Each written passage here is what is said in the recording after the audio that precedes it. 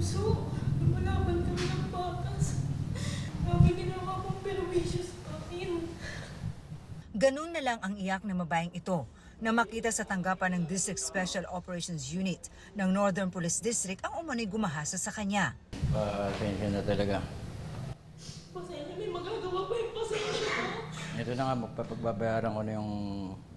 Walang magagawa yung pasensya mo, kuya. Grabe yung perwisyo ginawa mo. Ang tigas ng mukha mo. Sobrang tigas.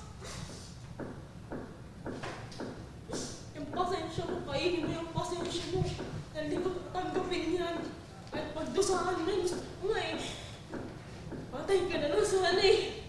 Sumbong ng biktima, nagpakilala mo ng agent ang suspect na nag-alok ng trabaho na may kitang 10 to 50,000 pesos kada racket. At nang makipagkita siya sa suspect nitong Lunes, nagulat siya na dinala siya sa isang hotel.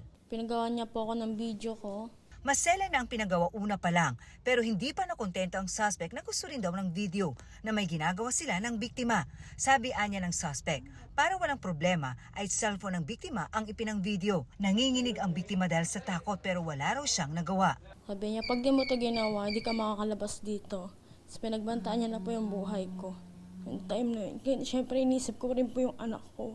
Matapos ito, kinuha ng suspect ang kanyang cellphone at mabilis na tumakas. Ayon sa NPD-DSOU, matagal na nilang hinahanap ang suspect. Matapos silang makatanggap ng maraming sumbong hinggil sa lalaking ganun din daw ang modus. Nagpipretendo yan na babae through social media. And then minimit niya nagre-represent po siya as parang middleman or representative or agent po.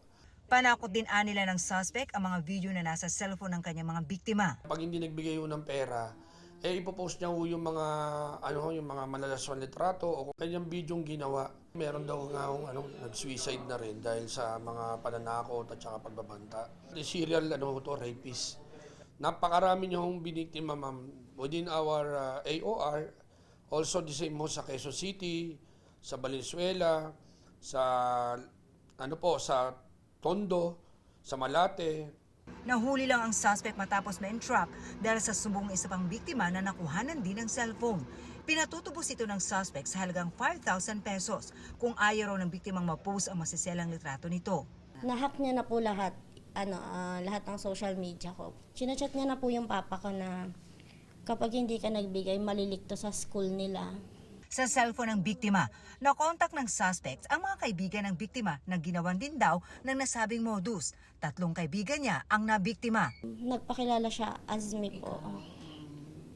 Tapos ang sabi niya is may racket nga daw po, ganito, ganyan.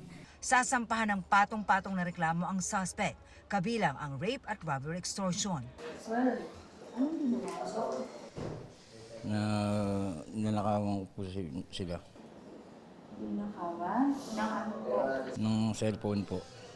Ano pa po? Hinak ko po yung mga Facebook. Yung algasyon ng Tahimik na lang po muna ako doon, ma'am.